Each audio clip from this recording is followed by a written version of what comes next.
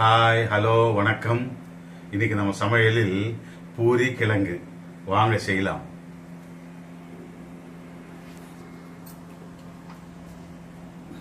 பூரி கிழங்கு சிம்பிள். வெங்காயம், உருளைக்கிழங்கு, பச்சை மிளகாய், கருவேப்பிலை, கொத்தமல்லி, கொஞ்சோண்டு ஒடிச்சக்கடல் பவுடர், உடைச்சக்கடல் பவுடர். ஒடிச்சக்கடல் பவுடர், ஒடிச்சக்கடல்ல அந்த பச்சைதே செய்துட்டீங்களா இல்ல? ஆமா, அப்படியே பவுடர். அது கொஞ்சமா லாஸ்ட்ல போடணும். இது வெங்காயம் இந்த மாதிரி நீட்டா பொடியா நறுக்கி வச்சுக்கோங்க. இதுக்கு காரம் வந்து மிளகாத்தூள்ல போடுவோம். ஆனா ஹோட்டல்ல எல்லாம் பச்சையா இருக்கும். ஆமா, அதுக்கு தான் பச்சை மிளகாய். இது காரத்துக்காக தான். இப்போ வந்து எண்ணெய் வந்து கொஞ்சம் ஒரு 4 ஸ்பூன் பிடிக்கும். 2 ஸ்பூன், எப்பவுமே 2 ஸ்பூன் சொல்லுவேன். இன்னைக்கு 4 ஸ்பூன். பாத்தீங்களா? எதனால? அது கொஞ்சம் எண்ணெய் போட்டா நல்லா இருக்கும். அதுக்காக, வேற ஒண்ணும் இல்லை.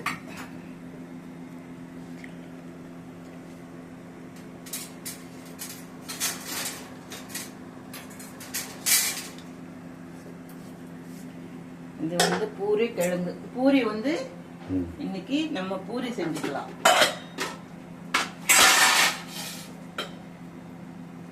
இதுல கடுகு கொஞ்சோண்டு கடுகு,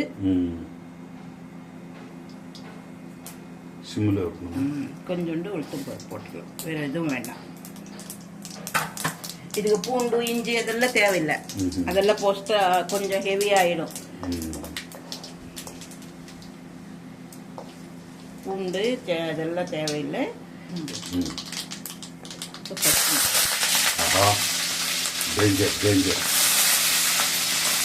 பச்சை மிளகாய் முழுசா போட்டாதான் டேஞ்சர். இந்த மாதிரி கட் பண்ணி போட்டா ஒன்றும் பிரச்சனை இல்லை. சவுண்டு வரும் நம்ம மேல. ஒன்றும் பட்டு பட்டு வெடிப்பெல்லாம் இருக்காது. இதை பாத்தீங்களா? பச்சை மிளகாய் நல்லா இந்த காரம் தான். மிளகாய் தூள் எல்லாம் போடுவோம். நல்ல ஸ்மெல் வருது. வெங்காயம் இந்த மாதிரி நீட்டா பொடியா நறுக்கிக்கோங்க. நல்லா இருக்கும். இதுக்கு டொமேட்டோ கூட தேவையில்லை. தக்காளி போட்டா ஒரு மாதிரி புளிப்பாயிடும். இது வந்து இனிப்பா இருக்கணும். அதுக்காக வந்து தக்காளி கூட நான் போடுவேன். நல்லா வதங்கணும். இப்போ இதுக்கு உப்பு, சால்ட், மஞ்சத்தூள், அவ்வளவுதான். சில்லி பவுடர் கிடையாது, தேவையில்லை. நல்லா வதங்கிடுச்சு. இப்போ கொஞ்சம் தண்ணி ஊற்றி கொஞ்சம் நேரம் வேக வச்சுக்கலாம்.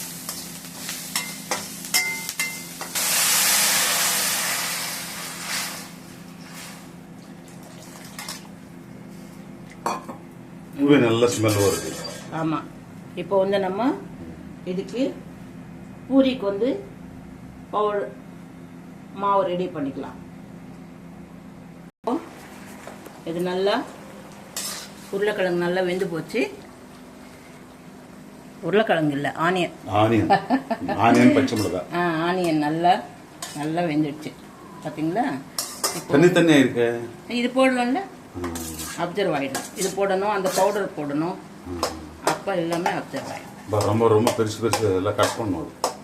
இதுலயே கட் ஆயிடும். பாதி ஆயிடும். ஆமா, நம்ம இதுலயே கட் பண்ணிடுறோம்ல. கொஞ்ச நேரம் வெந்ததுன்னா அது கொஞ்சம் நல்லா வாட்டர் எல்லாம் அப்சர்வ் ஆயிடும். இன்னும் ஜாஸ்தி இல்லை, கம்மி இல்லை, கரெக்டா இருக்கு. இதுதான் நம்ம செய்யறது, நம்ம ஸ்டைல். நம்ம ஹோட்டல் ஸ்டைல் அப்படியெல்லாம் நான் சொல்ல மாட்டேன். நம்ம செய்யறது இதுதான். ஆனா சூப்பரா இருக்கும். இதே மாதிரி நீங்களும் செஞ்சு ஸ்கிப் பண்ணாம பார்த்து செஞ்சு சாப்பிடுங்க. நல்லா ஸ்மாஷ் ஆகி போச்சு. இப்போ வந்து நம்ம இந்த ஒடிச்சக்கடல் பவுடர் கொஞ்சம் போட்டத டேஸ்ட்டுக்கு நல்லா இருக்கும். இது போதும்.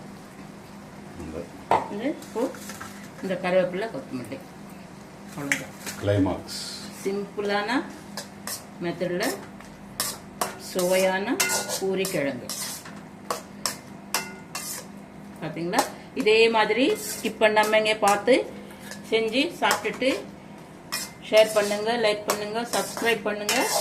சூப்பரான ரெசிபி நல்லா இருக்கும். இப்படியே நீங்கள் செஞ்சு சாப்பிடுங்க. இதுதான் உருளைக்கிழங்கு பூரிக்கு கிழங்கு. இப்போ நம்ம பூரி கூட செய்யலாம். ஓகே.